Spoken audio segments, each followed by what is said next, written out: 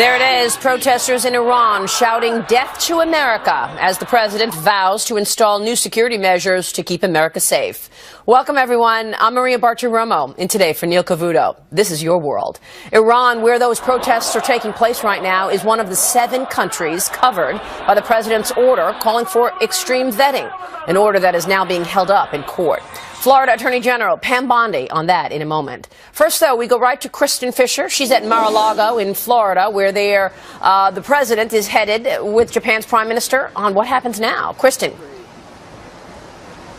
Well, Maria, not only did President Trump say today that he has no doubt that he will win in court, he also hinted that something else on national security, perhaps another executive order, will be coming as early as next week. The president says he's simply doing what he believes is necessary to keep the country safe. To that end, listen to what he told my colleague Blake Berman a little earlier today. Do you still feel as confident now as you have been at any point that you and the administration will be able to protect the homeland? I feel totally confident that we will have tremendous security for the people of the United States. We will be extreme vetting. We'll be going forward. We'll be doing things to continue to make our country safe. It will happen rapidly, and we will not allow people into our country who are looking to do harm to our people.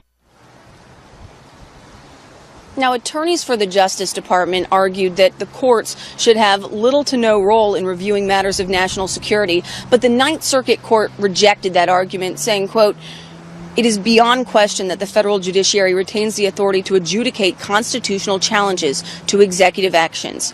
Now, this issue was the very first thing that the president was asked about during that joint press conference today with the Prime Minister of Japan. The two are now headed here to Mar-a-Lago aboard Air Force One, where tonight they'll have dinner, and tomorrow they're expected to play golf, all while attorneys back in Washington plot their next move. Maria. All right, Kristen, thank you. And as we told you, protests erupting in Iran over what they are calling President Trump's Muslim ban. It is a term Democrats are also using to describe the president's extreme vetting order. Asra Nomani is a Muslim American. She says this is not a Muslim ban. Good to see you. Thanks so much for joining us. Thanks so much, Maria. You also feel that this is really detrimental to the country coming together and getting things done. Absolutely. You know, what we faced after the election, I believe, is something that I'm calling a hashtag intifada. You know, Maria, as you know, intifada is a term used in our Muslim world to talk about a rebellion, a resistance. And, you know, it's being presented as hashtag resist, hashtag, you know, Donald Trump is Hitler. There's just so much rhetoric that's going on right now that is being presented now and exploited by Muslim extremists around the world to paint America as against Muslims. And what I fear is that the left is in fact cooperating with this narrative that America is hostile to Muslims. I am Muslim. I feel more safe in this country than I do in any other Muslim country in the world. In fact, in your op-ed that I'm looking at, you say this is the alt-left cyber jihad against Trump and his supporters. You know, it's almost as if, Asra, the people are forgetting what just happened.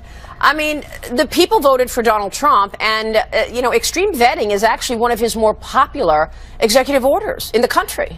Yeah, Maria, you know, the left is right now triumphant about the idea that it has won in court, but I do believe deeply in my heart, as a lifelong liberal, that the left is losing in the court of public opinion. The Democratic Party is in a shambles. I was proud to be a liberal because I thought bleeding heart liberals was a good thing. I thought it was a fine compliment to be compassionate about society.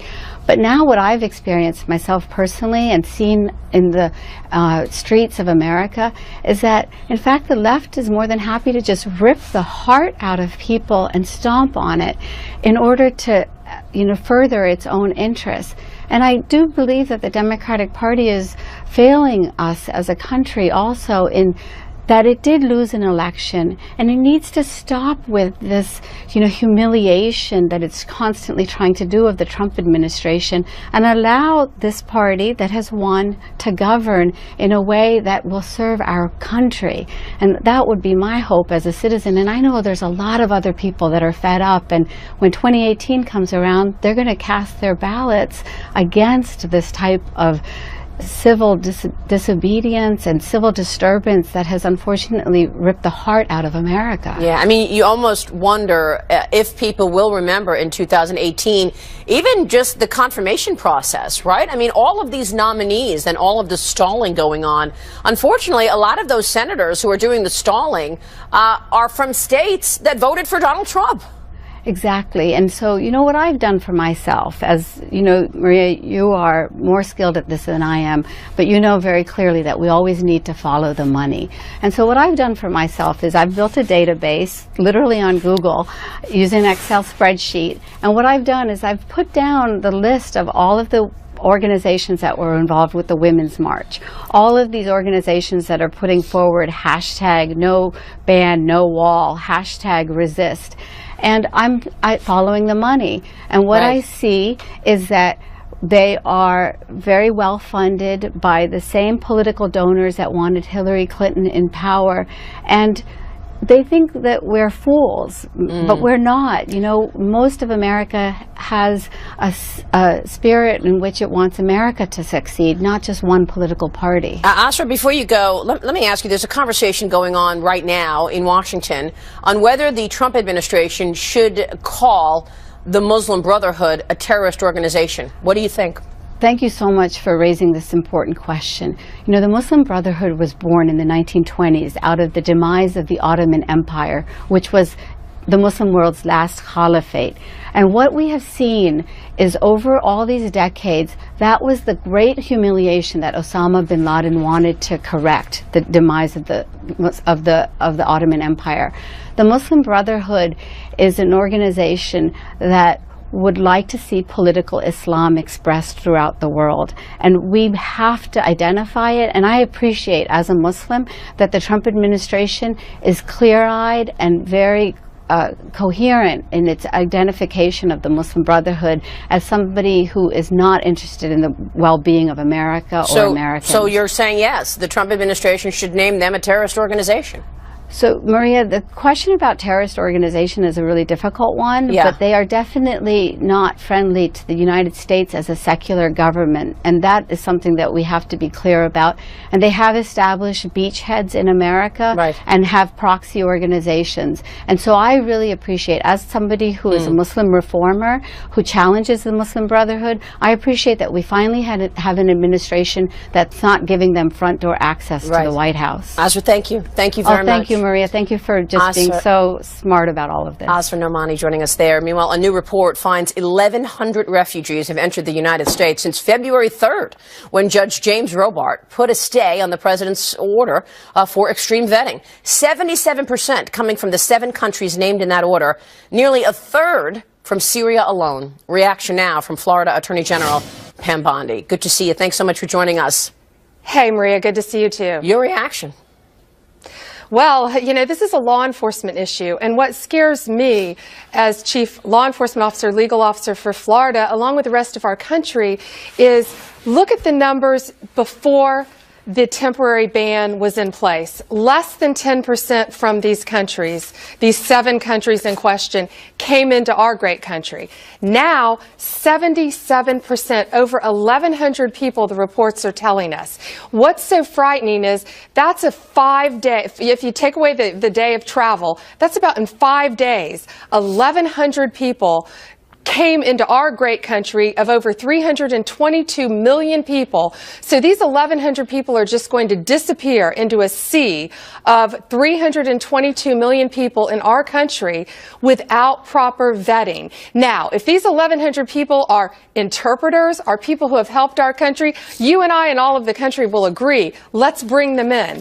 Let's get them out of there. They have to be vetted. But if these were extreme cases, Maria, why weren't they in 2 weeks before this this ban, Yeah. if it was so of such great importance to get them in our country, this is about America's safety and protecting our great men and women in law enforcement who now have, all these folks on the street without being properly vetted. Yeah, I'm looking at a quote right now from Syrian President Bashar Assad, and he says, quote, "There are definitely terrorists among the millions of refugees that have fled this war-torn country." In an interview that is published today, you can find it on the net, Assad told Yahoo News. The terrorists in Syria holding the machine gun are killing people. They are going to appear as peaceful refugees. This underlines exactly what you just said. Of course, America wants to be home to people who need the independence and safety, but there's no secret that ISIS has already said they have a passport-making machine, and they will infiltrate the refugee flow. That's right, and that gave me chills when you read that. I had not heard that, what he said, and it's so very true. And you know what? It doesn't take 1,100 people. You and I know it takes one person to get into our country, and that's what President Trump's saying, America's safety first. All right, so we're not trying to keep them out forever. People just have to be properly vetted to protect the 322 million people in our great country and all of North America. It's hard to understand how the vetting happens when you don't have papers. You don't have 5 days. Anything from these people, particularly coming from Syria, right? I mean, how do you actually execute extreme vetting? What would you like to see? Well, that's the question. And think about the numbers again, 2 weeks prior, less than 10% were from those countries. So now how all of a sudden within 5 days, given the travel time, within 5 days, would any person be able to clear 1,100 people from those 7 countries to say they are clear to come into our country? Again, if they're interpreters, if they have health issues, then we're all for bringing them in. But if their lives were in jeopardy, why weren't they brought in 2 weeks before? Yeah. But again, it's protecting our country. Just slow it down. That's all we need to do. Well, so what is your reaction to the courts and the Ninth Circuit Court of Appeals basically saying no about this ban? What's your take on what has taken place right now? Do you think the Trump administration should take this all the way to the Supreme Court? Yeah, absolutely, absolutely. I believe they have to. And, USC 1182 speaks, it's crystal clear that the president has the authority to do this. And it's America's safety first. So, this is going to continue through the court system. Ultimately, I think we all believe it will end up in the United States Supreme Court, and we'll have some finality, and America will be protected, as well as letting our good immigrants into this country. All right, we will leave it there. Pam Bondi, good to see you. Thanks very much. But does that mean corporate tax reform, individual rate changes are done together? That's my strong preference because there's growth in both, and there's growth in both in a major way. In the simplification, just the redesign of how we tax so we can leapfrog back to that lead pack in the world, best place on the planet for new jobs and investment. So the president's going to make his announcement. I'm hopeful we move those together, but we're having a lot of discussions on timing and sequence. All right, but it is fair to say that corporate and the individual rates are done concurrently. I sure hope so. Okay. I think that is the best way to go. Well, you heard it here first. The top Republican on tax reform telling Neil he wants to see individual and corporate tax cuts at the same time. And the White House is in line with that. President Trump just promising a big announcement is coming soon. Steve Forbes says it can't come soon enough. Steve, good to see you, rather. Good to see you. So that was encouraging from Kevin Brady in terms of what he's looking for. But this border adjustment tax is the issue for both sides, right? The Republicans want to raise revenue while also cutting taxes. Yeah, I think they're going to have to really examine that border tax. It's a sales tax on working families. They should drop it and go for a pure tax cut. If they do that and combine, as Chairman Brady said, personal and corporate at the same time, you'll see the Dow Jones add another 500 or 1,000 points. But introducing a complicated new tax that hurts working families, that's a non-starter and just drags this thing out and jeopardizes a good reform this year. Why do you think the border adjustment tax impacts families, and that families will have to pay more? Connect the dots for us in terms of the negative aspects of a border adjustment tax. Because the truth is, Steve, most countries have some kind of a tax at the border, right? Whether it's a VAT tax or a border adjustment tax. Well, when you put in effect, the border tax is a 20% sales tax on stuff we bring in. So you go to Walmart, you go to Target, your prices are going to go up. Your gasoline in many parts of the country for millions of motors is going to go up 30 cents a gallon. This is going to take out of the pockets of American consumers well over $120 billion a year. And these are the people who elected Donald Trump, and now the first thing they're going to see is prices of what they buy. And these people are not rich; don't have a lot of margin for any kind of setback in prices. You're going to be raising prices on them. And as for other countries, just because they do bad things to their consumers, I was going to use a stronger word, doesn't mean we should follow their bad example. Those countries with VATs, value-added taxes, or these sales taxes, those countries grow slower than the United States. So why should we imitate failure? Yeah. So what you're saying is once there's a border adjustment tax and companies have to swallow that, they will then respond by raising prices. So even though absolutely, even though individuals are seeing lower taxes on income, they will be faced with higher prices on products. And they'll probably see the higher prices faster than they do the tax cuts, unless they do what I hope they do and make those tax cuts retroactive to Jan 1. Yeah, well, that's another issue. Are we going to, because when Kevin Brady talks about it, he says, well, it depends on when we get it done. If we're getting this done close to the end of the year, this could be a 2018 issue. You're saying even if this tax plan is executed in November of 2017, it should be retroactive to January 1. You want the American people to see right away, as soon as possible, positive things from this new administration. So if they make it retroactive, people will see it in the next paycheck. They'll see it in a huge refund in April of 2018. That'll help the economy, both in consumer spending and investment.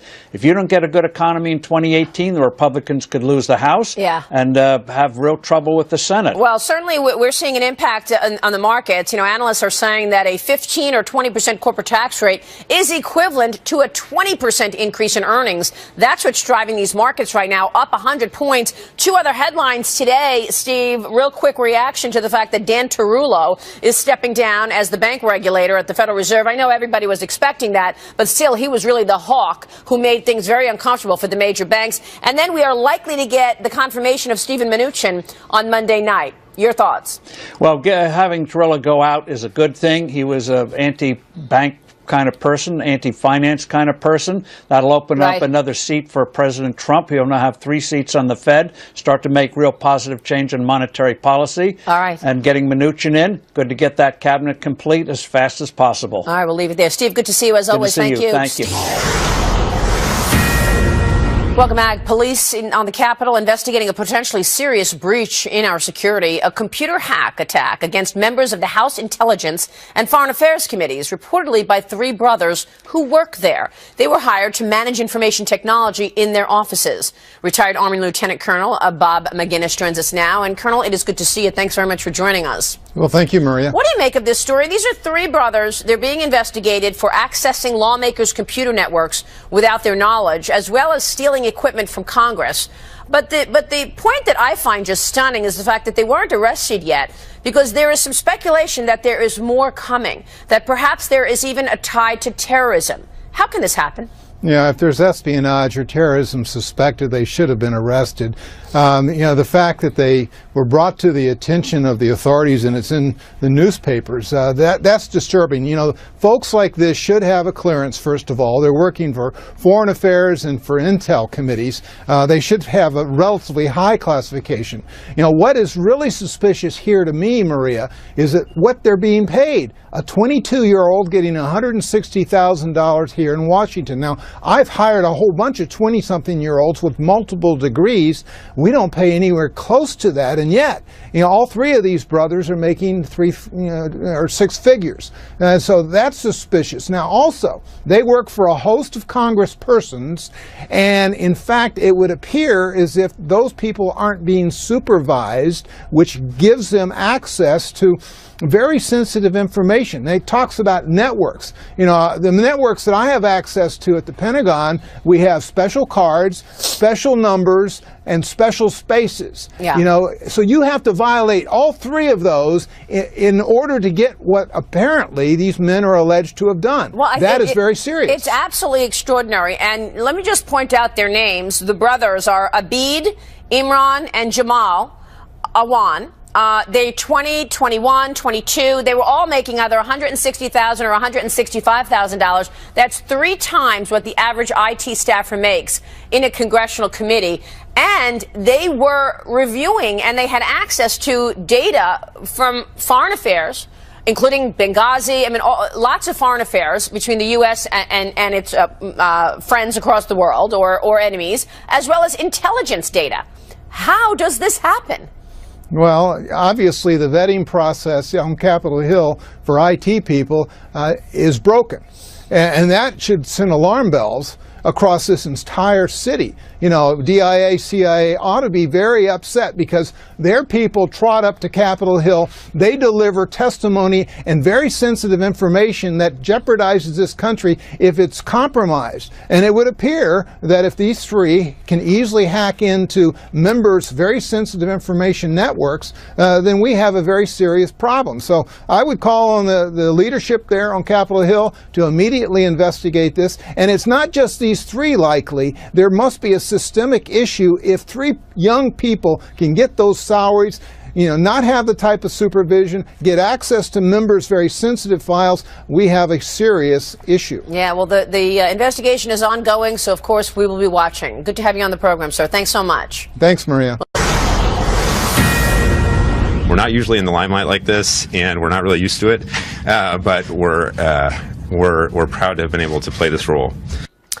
That was Washington Attorney General Bob Ferguson laughing in the background as his colleague takes a bow for last night's ruling against President Trump's extreme vetting. Attorney Ben Stein not amused. Ben, good afternoon to you. Well, no laughing matter at all. I've been a young attorney for the federal government, and I know that we have notions of grandiosity sometimes. But look, what the court in Washington has done is approximately the equivalent of the Japanese suing Franklin Delano Roosevelt and claiming that they should have due process rights not to have the U.S. go to war against them. And even though they're not U.S. citizens or residents, the court grants them standing and says, well, they might be harmed and therefore the U.S. can't go to war against them.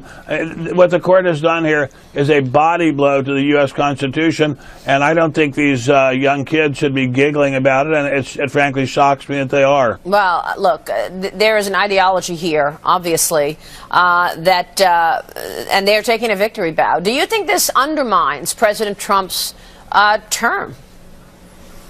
I think it shows that the effete core of impudent snobs, as we used to call them long ago, is at war. I think a civil war has already begun in this country with the disruption of Republican town halls and Republican gatherings, with the smearing of Republicans in almost every corner of the media, obviously not in this corner of the media. I think that the fact that the courts lend themselves to this obstruction of executive power is outrageous. Look, the power to regulate immigration is expressly given to the president. It's not, he doesn't have to make a showing. He doesn't have to explain himself. It's expressly given to him. There's never been a court that has ever blocked the president's use of immigration power ever before this week. It's an outrage that they're doing it now. A number of people this morning told me that they think, including Alan Dershowitz, for example, that they think that the president should redo the order, do a new order, make it narrower. He's obviously planning to take it up to the Supreme Court. Which road do you think he takes, and what would be more effective? Well, Alan Dershowitz is a super genius, and I think why not take both roads? Why not appeal it And also, why not break it up into smaller chunks, smaller bite-sized chunks, and make them more specific? And I think the government attorneys on the federal side might not have been as well prepared as they should have been. But the idea that the court, who is presumably pretty experienced, would say to themselves, look, we are more important than the Constitution, and even though the Constitution clearly says the president has power over this, we're going to say they don't. That's a really serious outrage. Let President Trump get around it any way he can. It's very important that this principle be reinstated. That's extraordinary. Ben, good to see you. Thanks so much. God to see you. God bless you. Ben Thank Stein you. joining us. Protesters temporarily blocking the Secretary of Education, Betsy DeVos, from entering a public school in Washington, D.C. earlier today. She is in that car. The protesters are stopping her car from moving forward and trying to get in the car. This after Senate Democrats protested her confirmation earlier this week. Is this the start of 4 years of obstruction for President Trump and Republicans? Let's bring in former Special Assistant to President George W. Bush, Scott Jennings, and Catalina Magazine publisher Kathy Aru. Good to see you both. Thanks so much for joining us. Thank you. Hello. So what do you think? I mean, 4 years of this, Scott. I mean, I know that the left is still very upset that they lost the election, and they are losing themselves over it. But obstruction every day? Every day. It must be exhausting to wake up every day outraged, and I don't ever want to know what that feels like. Look, there's one surefire way to change policy in this country, and that's to win elections. And the Democrats and these liberal protesters just lost an election, and they're venting this rage at these town hall meetings. But you look at places like Utah, where they were protesting against Congressman Chaffetz. Clearly, the people of Utah in that district, they don't want liberal policies. They want Obamacare repeal, so they're out of step with their neighbors. And I just don't see what they're hoping to accomplish. If they really cared that much about these policies, where were they in the November election? They certainly didn't show up for Hillary Clinton. Kathy, we, of course, value free speech in America. We want free speech. Right. But when you get to a point where it's obstruction and it's hostile, isn't that over the line? Well, it wasn't for the Tea Party. The Tea Party did it. They had no problem calling our president a Kenyan Muslim. They called him Hussein. They didn't call him Barack Obama. They had absolutely no problem. And this group has said that they're called the Indivisible Group. They claim to have 100,000 members. This was Indivisible Utah that created this protest. And they're trying to show that, no, they're not like supposedly their neighbors. This is red Utah. They're not happy with Trump's policies, and they want Chaffetz to respond, to act. They want Chaffetz to know we're not happy. And Chaffetz today did put down Ms. Conway for supporting Ivanka Trump and plugging her. So what they're doing with DeVos and what they're doing is exactly what the Tea Party did, and I don't see anything wrong with that. Well, you don't see anything wrong with it except the fact that it's stopping business from getting done. And Kathy, that's what the American people voted for in November. We did not. They want to see tax reform. They want to see a repeal and replacement of Obamacare. They want to see economic growth. They want to see job opportunities. It's not happening. We're going to have coal dumped into our rivers. We're going to have Betsy DeVos step into a public school for the first time in her life. That's ridiculous. We're seeing Dodd-Frank, because that's what American voters wanted. We wanted the banks to have less regulation. The little man did not want this. We wanted to drain the swamp. He's not draining the swamp. Actually, I think the little guy did want this, Scott. Because the fact is we haven't seen 3% economic growth at all under President Obama. People want to know why their wages haven't moved in 20 years. Not only have we not seen economic growth, we've seen absolutely no movement on the policy debates that have been consuming this country for the last 6 years. It's been absolute gridlock. The voters in November spoke clearly. They rejected the policies of incrementalism. They want sweeping change. That's why they unified government control, not just at the federal level, but they also did it in state capitals across this country. They flipped the keys to the Republicans and said, take us somewhere, take us anywhere, because we're sick of the gridlock that we got out of the Obama administration, the Obama years in Washington. So this obstruction, I think, in the future is going to be bad for Democrats, because they're making voters who want change and reject incrementalism very angry. That's what elections are all about. We'll see if it comes back to haunt them in 2018. Good to see you both. Thank you so much, Kathy and Scott. Thank you. Thank you. Next up, Kellyanne Conway under fire today for a possible ethics violation. Are critics taking things too far, or did she actually violate the reasons that Donald Trump got elected? Then I took on one of the architects of the Affordable Care Act this morning on the Fox Business Network. With HHS Secretary Tom Price in, is Obamacare on its way out? We'll discuss next. We had a serious recession in this. President Trump standing by Kellyanne Conway today after she found herself in the middle of a controversy over the Trump brand. She reportedly apologized to the president for encouraging consumers to buy Ivanka Trump's clothing line after Nordstrom dropped it. Critics are lashing out, so how should the administration handle this? Town Hall News editor Katie Pavlich with us, along with Washington Examiner's Emily Jashinsky and conservative commentator Gina Loudon. Good to see you all, ladies. Thanks so much for joining us. Kick us off here, Gina. What do you think should be done now? Well, I think that this is not a case of a promotion of Ivanka's brand. This is a case of defending against the violent, radical attacks on the left where they are attacking someone's personal business. There has got to be a stop put to this. This is wrong. They've done it continually, and I, for one, am glad to see an administration that will finally fight back against these personal attacks. You know, I think Kellyanne, when she said it, Katie, was probably just thinking, look, this is the president's daughter. Sure, go buy it now, not thinking about herself endorsing something as a White House official. Well, there's two things here. First, I think that the president should be apologizing to Kellyanne because he walked her right into this by tweeting about it, and inevitably she was then asked to comment on it on air and walked herself into this ethics violation potentially. It is a promotion. She had the White House seal behind her. There's a separation between personal business and government business, and because of all the questions surrounding the business ties that we've had in the past in terms of conflicts, this was not a good move, and this is the reason why the U.S. Government Ethics Office is being asked to look into it. That being said, Gina is absolutely right. This boycott on the private side of Ivanka Trump's brand is a leftist mob going after her for all of the wrong reasons, and that side of it can be stopped, but not through the government and not through the White House. Yeah, I think you make great points, Katie. You're absolutely right. I mean, and it is true that Ivanka Trump didn't do anything to anybody, but they're just putting her in this whole soup of this ideologues that they have. Emily, how do you see it? Yeah, well, I do think it's important to be clear that this was a promotion. This was a very explicit endorsement of a product as an actor of on behalf of the White House. The statute in question, the federal statute in question, is pretty broad, and this pretty clearly falls under it. But I do think it is important to note that this was not malicious. It's not as though Kellyanne Conway and President Trump are deviously scheming to, drive minor sales increases to Ivanka's line. That's not necessarily a major benefit to anybody. I think you're importing a lot of outsiders, like the voters wanted, into a new situation, and this is growing pains, and I think that's the way that we should see this. Also, boycotts are not going to impact President Trump and Ivanka in a major way. Typically, dwindling sales impact the middle-class people who are working for places like Nordstrom, or dwindling sales for Ivanka Trump's brand, rather. Well, what do you think happens now? I mean, obviously, the left has pushed this to the ethics department to try to get an investigation going. Do you think that will materialize?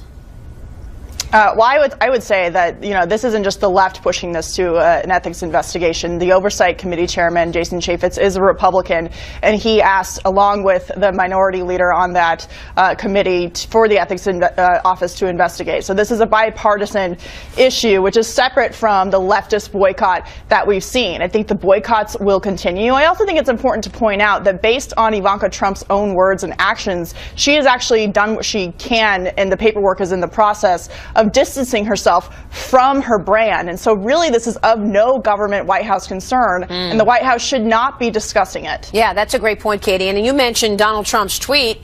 He was tweeting about Nordstrom not being fair to his daughter, but he probably needs to remember he's the president of the free world and should not be tweeting about something like this. Agreed. Yeah. But Maria, you don't revoke your father card when you become president. You don't revoke your free speech card when you become a president either. I think those are important points. I think the fact that Ivanka is largely divested from this country, from this brand, I think the fact that Ivanka is largely divested at this point from the brand, I think that this is all about, I think we really have to put a stop to these personal attacks. And I'm glad that the people who love Ivanka are calling out the left for their constant bullying and targeting of individuals. This has been their tactic forever. Republicans have laid down for it forever, and it's nice to see Republicans standing up in the face of this for once. Sure, but don't do it through the government office, because there are clear ethical boundaries that are in place for Democrats and Republicans, and this doesn't just get a pass. I agree with you, but here's the thing, that the left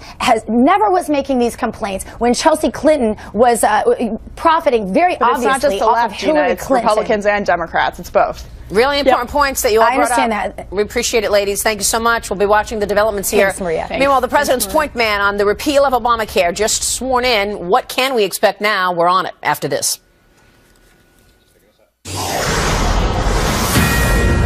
All right, breaking news right now. A White House source telling Fox News that the White House will likely not appeal the Ninth Circuit three-judge panel decision to either an en banc session of the Ninth Circuit, nor will it likely file an emergency appeal with the Supreme Court. The plan is to fight it out in U.S. District Court in Seattle on the merits of the executive order. This just coming into the newsroom moments ago from John Roberts. Florida Republican Congressman Ron DeSantis is a longstanding opponent of Obamacare. He joins us right now. But before we get into Obamacare, Congressman, I want to ask you about what we're just learning, that the White House says it's not going to appeal the Ninth Circuit three-judge panel decision. What is an en banc session of the Ninth Circuit? Can you explain this to us?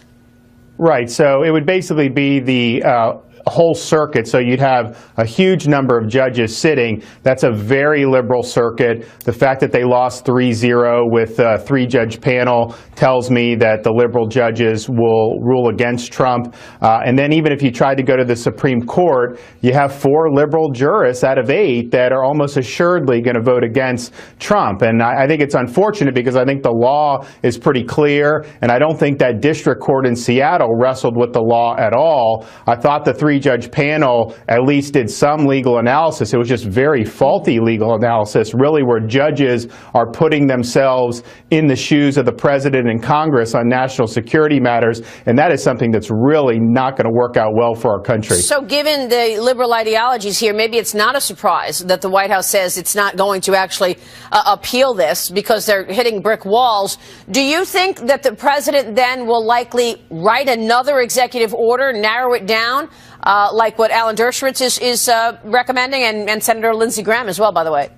He could do it. Just to clarify, there was the confusion about the green card holders. He could clarify that and say, look, what we're trying to do is prevent entry from 7 terror-ridden countries, and we're also doing a moratorium on the refugee program. Do that clearly. That potentially could do it. Although I would say, Maria, if you look at that argument from that district judge in Seattle, I mean, he was prattling on saying, oh, we've never had terrorism from these 7 countries, which is totally false. I mean, the Ohio State attacker, that was 2 months ago. He was a Somali refugee. So you have a court, I think, in Seattle that's probably inclined against the administration. To me, that's more based in politics than the actual law. It certainly feels that way. All right, the breaking news there, we got out. And then there's this, Obamacare. Today, I spoke with one of the architects of President Obama's legislation. Listen to this. The facts are there is no evidence that the Affordable Care Act limited economic growth. As a matter of fact, after 100% passage of, wrong. After 100% passage wrong. of the after 100% passage wrong. of the Affordable I speak Care to Act, CEOs the and managers of economy came businesses back. every single day on this program, Dr. Emanuel, and the one thing that they tell me is the reason that they have not hired more people, invested more in their business, is because of the cost of health care. That's the reason. Let me remind and when you have a legislation that is 18% of the economic growth story, you can be sure that health care is going to have an impact on economic growth. Maria. Dr. Zeke Emanuel there, Congressman. I don't know how you can argue that something that's 18% of the economy doesn't impact economic growth. You say what? Well, that's right. No, you have, look at the individual type of Obamacare mandates. Once you hit 50 employees, I've had a lot of business owners come to me and say, look, I could expand another 10 employees, but it'll put me over that 50 employee mark, and then my health care costs explode because I'm subject to Obamacare mandates. So there's a huge number of economic disincentives, growth disincentives in Obamacare. Incidentally, Tom Price being the secretary under Obamacare has huge discretion on some of these things, so he's going to be able to provide relief administratively, given that the 2,000-page bill had over 1,000 instances where decision-making was delegated to the HHS secretary. So you make a great point, and that is exactly the point I was trying to make. Real quick, what do you think his number one agenda point will be, Tom Price as HHS secretary now? I think he's going to go in, find those instances where the Secretary has discretion, and I think he's going to provide relief to patients, to doctors, and to businesses as best he can. That will be a huge help. Not enough in terms of we still need to repeal Obamacare, but that will make a difference, Maria. There's no doubt about it. All right, Congressman, good to see you today. Thank you so much for joining us. Appreciate it. Thank you. All right, we'll see you soon, Congressman DeSantis. Don't forget, the Cost of Freedom kicks off tomorrow, 10 a.m. Eastern. Be sure to catch that. And join me on Sunday morning Futures. I'll be speaking with Senators Lindsey Graham, Rand Paul, as well as former Attorney General John Ashcroft. That is on Sunday Morning Futures on the Fox News Channel. Also, I'll see you Monday morning, bright and early on Mornings with Maria, weekdays on the Fox Business Network from 6 to 9 a.m. Eastern. Hope you'll join me on Monday morning as we await the confirmation of Steven Mnuchin as our nation's next Secretary of the Treasury. Have a great weekend, everybody. The 5 begins